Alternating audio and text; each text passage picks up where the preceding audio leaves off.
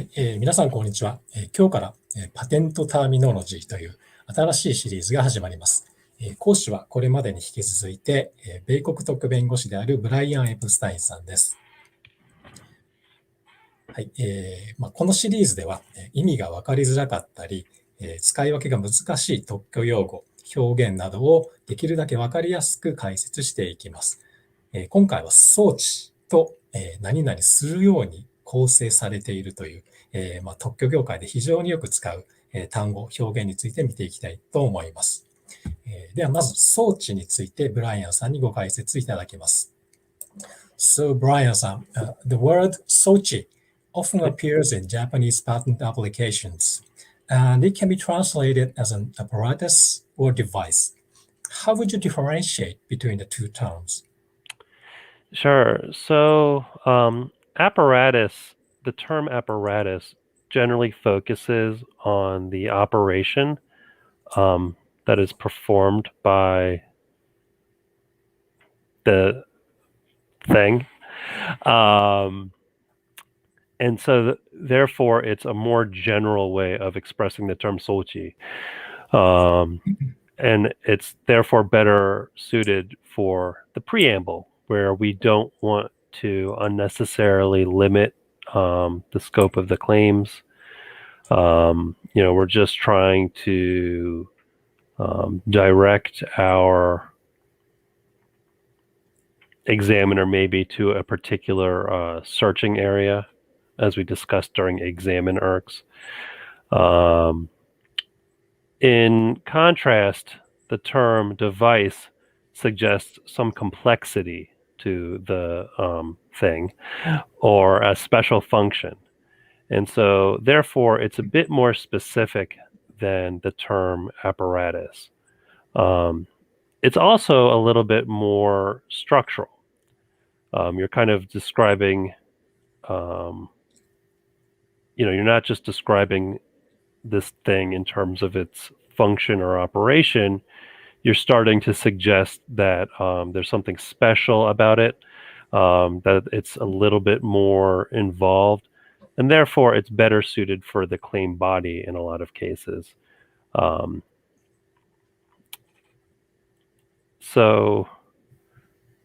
sorry.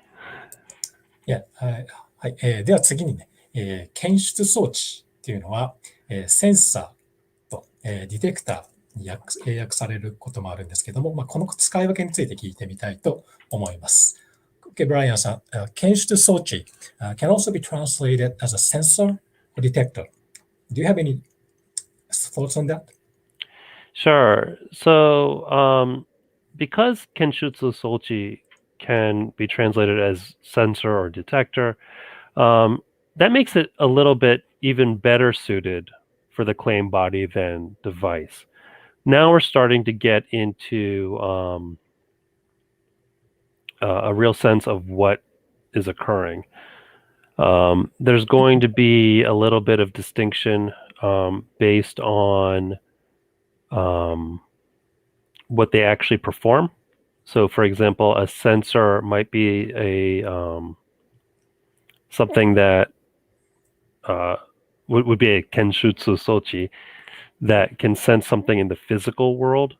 We generally don't use sensor for something that exists purely electronically, such as, if this were some sort of network card, we would not say, a sensor for sensing a number of emails received in a predetermined time. Of course, we would say sensor for, sensing an electronic current or something. So it's very, very fact specific. A detector is more like something that detects like an electronic signal. Maybe it detects a high level of a voltage. We typically would not say a detector detects something in the real world, right? You wouldn't detect a temperature, you would sense a temperature. And so because of this, it really helps make these terms preferable for a claim body, because now we're really starting to describe, what what that element is. It's not an apparatus, it's not a device, it's a sensor. And there's this related issue that I'm trying to read the slide. It's a little bit hard. So it says like blank OR or blank ER. So phrases like sensor or detector or comparator, decider.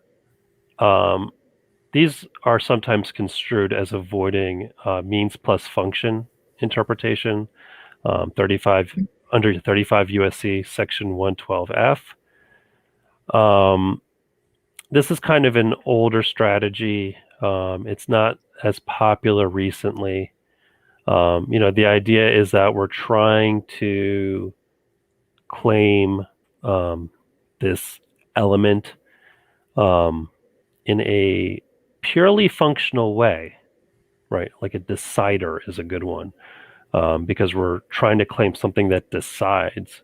But instead of using a functional term to describe it, we're trying to use a structural term like decider. The issue is that this is basically just an English language trick. We're taking a function and we're slapping on the suffix or or er, and we're saying that's a thing. So the reason I keep on harping on a decider is, of course, there's no such thing as a decider, right? If you go to, if you're in Tokyo and you go to Akihabara and you go to an electronics store and ask the clerk for a decider, he won't know what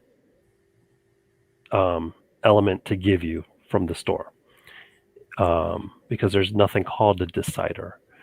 If you ask for a sensor, he will know. He can give you something that is a sensor. He'll say, oh, I know what a sensor is. What do you want? Do you want a optical sensor? Do you want a temperature sensor?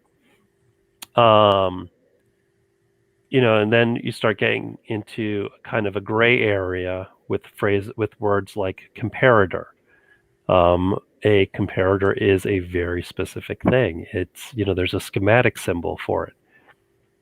But that's not the only place that people use the phrase comparator.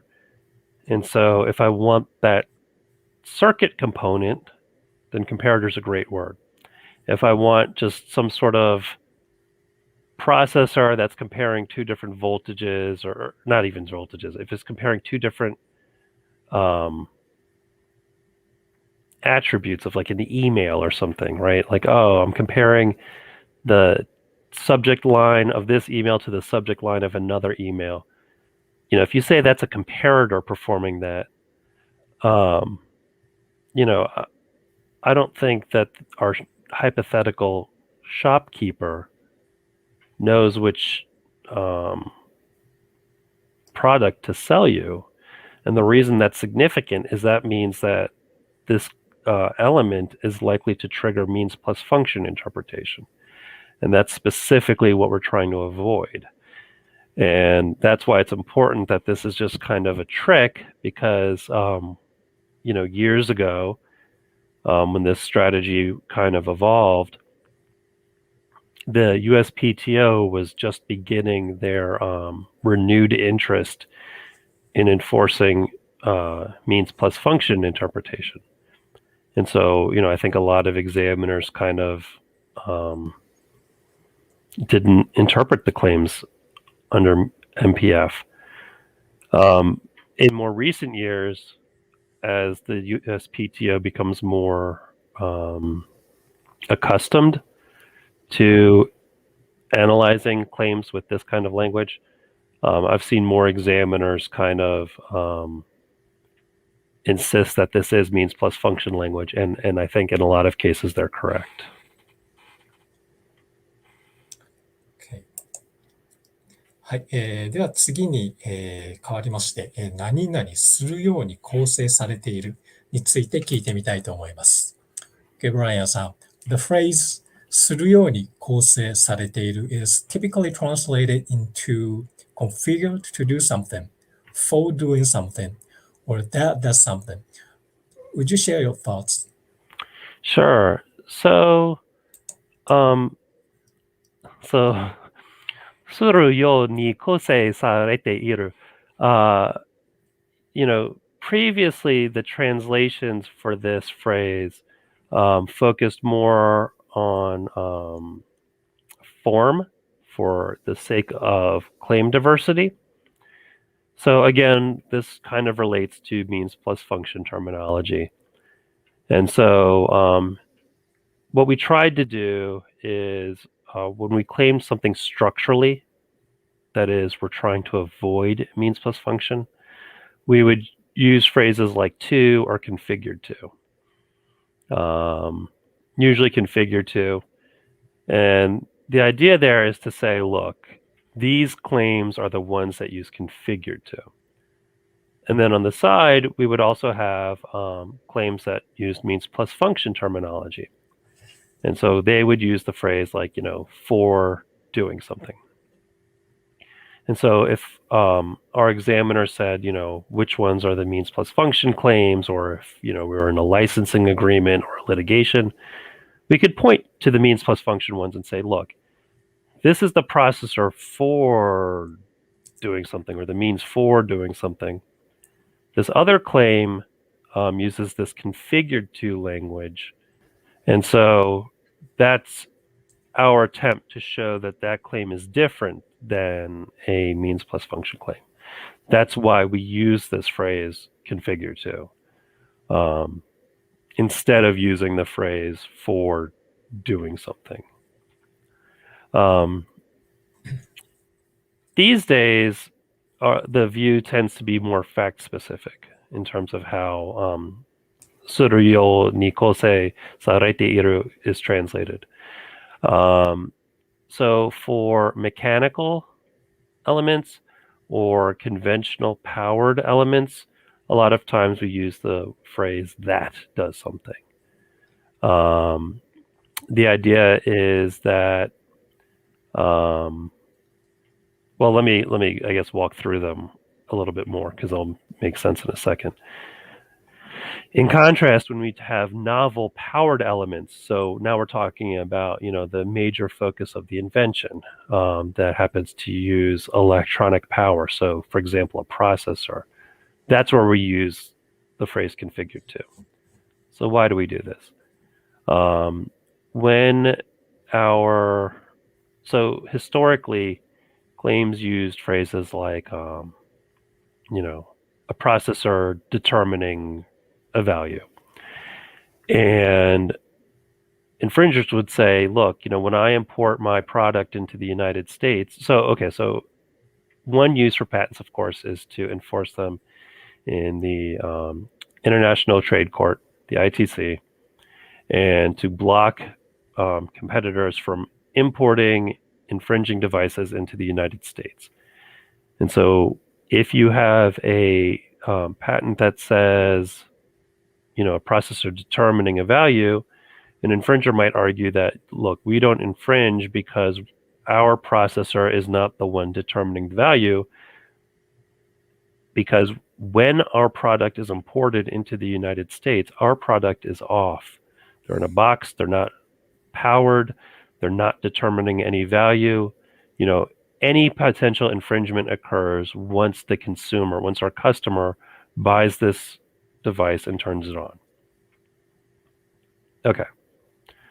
So the patent attorneys got together and we scratched our heads and we said, how do we claim this type of product when it's in a off state, when it's not powered? And so that's where this configured to language comes from, because we say, it's not the processor determining the value, it's a processor configured to determine a value.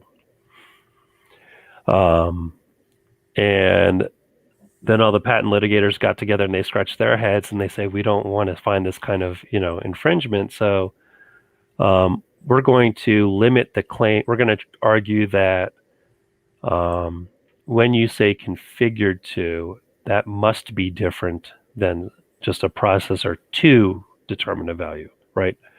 Each word in the claim has to be given patentable weight. So a processor configured to determine a value is different than a processor to determine a value. Therefore, this processor must have some sort of special configuration. We don't infringe because we don't have this special extra configuration that's disclosed in your specification. We just have one that determines the value. So now that you know that trick, when it comes to conventional powered elements, we don't want our potential infringer to say that, some unimportant aspect has a special configuration. So let me give an example. In a lot of software implemented inventions, data must be received using a network interface, and then the processor performs some sort of special processing to produce a good result, produce some advantage. In that case, of course, our processor is the novel portion, and our network interface, for example, a modem, Ethernet card, that's a conventional item, right? That's just something that's out there. It's known. It's not where our invention really lies. And so that would be a conventional powered element. It's a network interface that receives data. It doesn't have to have any special configuration. It's not so it's not configured to receive data. It just is one that receives it. For means plus function, of course, we still use the phrase for doing something. Let me think. Is there anything else I kind of want to mention on this? Mechanical elements are ones that do something. And to be honest, there really is no clear answer on this. People ask, Brian, what's the best way to do it? And I can tell you my best ideas today, but 10 years from now, when a patent gets issued, if a patent issues today and 10 years from now it gets enforced in like the Western District of Texas, I don't know what arguments a litigator is going to come up with. If the claim just says for processor it's to determine a value, not configured to determine a value, maybe they tell you that's intended use. Maybe a network interface that receives data is not infringed by an off network interface, a powered down network interface, because an infringer can argue that mine is not the one that receives data, mine's powered off, it can't receive data, you want to sue my customer, mine's one that's configured to.